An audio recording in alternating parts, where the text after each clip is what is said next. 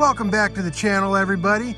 Want a 6S or Redcat Shredder? You've come to the right channel. Stay tuned to find out how. Just get those wonderful toys.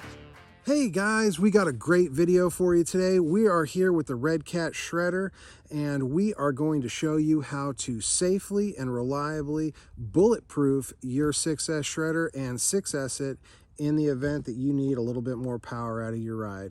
So let's get right into the weak points.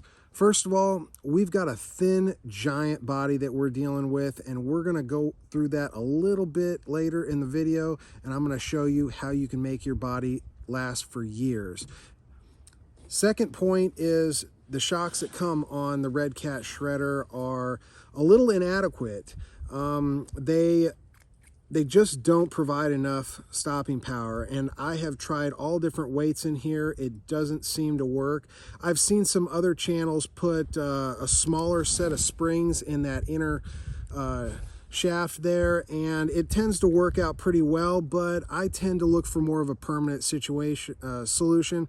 So we'll go over that here in just a bit. Another weak point on this machine is this comes with a plastic spur gear, guys, and there is no way that you'll safely run this on 4S or 6S being a plastic spur gear. In my opinion, it's probably the weakest point of the car, so that definitely has got to be replaced. The steering servo that comes in this car is just not got enough power to turn the large wheels that come with it. My suggestion will be coming up here shortly. We've got the notorious diff problem of the Redcat Shredder, which is probably why most of you guys are tuning in. And this is a three-part problem. The weak diffs come with too much space in between the spider gear and the planetary gears, and I'll show you how to fix that up here in just a second. And we've got certain weights that need to be put in each of the three differentials in order to make this machine work properly. If you've ever seen the front end ballooning tremendously, that is a center diff problem. That means that you're transferring too much power to the front end and not enough power is going to the rear wheels. If you've ever been in a turn and you've seen one wheel ballooning on the inside and one wheel not on the outside, that is a front or a rear diff problem, and that can be easily fixed with some weights.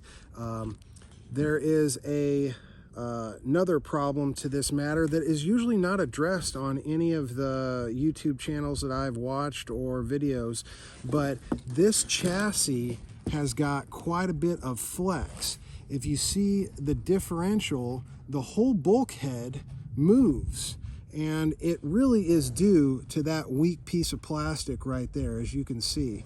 Now, you wouldn't think that that movement does much to your diffs, but when you're coming down off of a jump, it does plenty of damage. So over the years of running, you're going to wear down those differentials, and they're going to need to be replaced. Guys, I've worked and done upgrades to 4 Redcat Shredders this year, so take it for what it's worth. My recipe that I'm about to share with you is my recipe alone, and everybody has their own way to make a pie, and this is my way of fixing up the Redcat Shredder and bulletproofing it once and for all. Thank you for this donation from Rugged Mountain RC, a great fellow channel that you guys should go check out. Well worth watching. If you like the material on this channel, you're bound to like that material as well. So now that we've gone over the weak points of this platform, let's talk about the strengths. All right, guys, well, we've picked apart the weaknesses of this ride. Let's go over the positives. So this is about the best bang for your buck that you're going to get out of a 1/5, 1/6 scale RC. I believe it's somewhere around a third of the price of a X-Max or a Creighton 8S. So that being said, you save a ton of money. Now, what made me buy the Redcat Shredder is the power to weight ratio. I don't know if you guys have ever picked up a Redcat Shredder, but it really weighs about as much as a TRX4 or your average crawler. So that's where the magic in this machine is.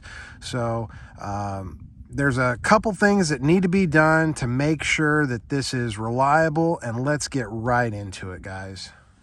Bulletproofing your Redcat Shredder starts with your body. You want to make sure that you keep your body lasting for years. My technique that I use Gorilla Tape with a heat gun to melt it all together, and you end up with a body that has a better sound to it. It's got better protection if you've got some rubbing from your shocks or anything like that. I do this to all of my RCs, and it does very, very well. You guys, some of you guys use shoe goo out there. I can't stand the smell of that. This is what works for me. The second thing that we need to address is the shocks. The shocks that I chose were the rear Kraton 6S Arma shocks. You cannot buy a set of these shocks and have them work. The front shocks and the rear shocks are the same length, so they have to be the rear shocks on the Kraton 6S if you end up going that route. When you're picking out shocks, you want to make sure that your chassis can slap all the way on the deck when you're doing your jumps. Otherwise, you're going to end up breaking the shocks internally. So that is something that has got to be addressed. Also, the steering servo that I use in all my RCs is kind of an Amazon special. It's a 25 kg servo. This does really, really well, guys. I've never had one die. I've never had a problem with one. Highly recommended. And as you can see right there, we've got a metal spur gear.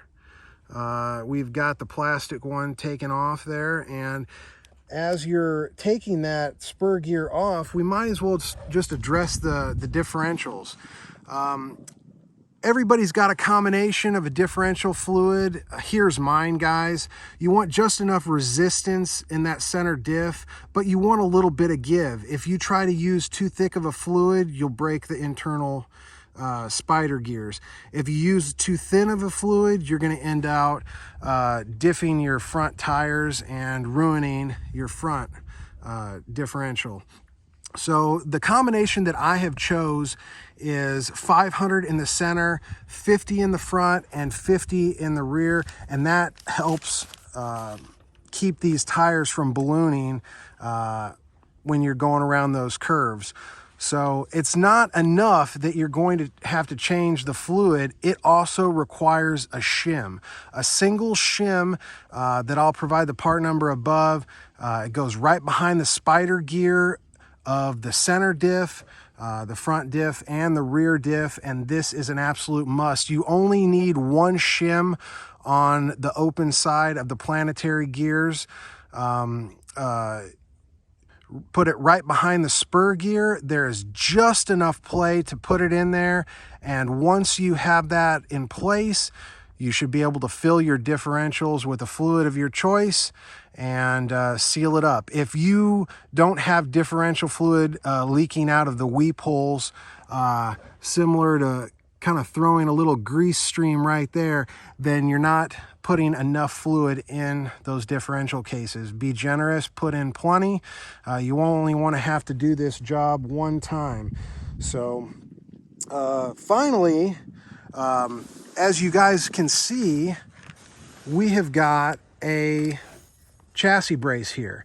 Now this is way better than anything you'll find factory from Arma or any of the other cars. And it's really simple to do, guys. This is a homemade project. You can go buy this at any local hardware store. As you can see here, they're just bolted right to the front bulkhead and the shock tower right there. And I've got a little bit of hardware and a washer to keep that fastened in place. and it's the same right back there.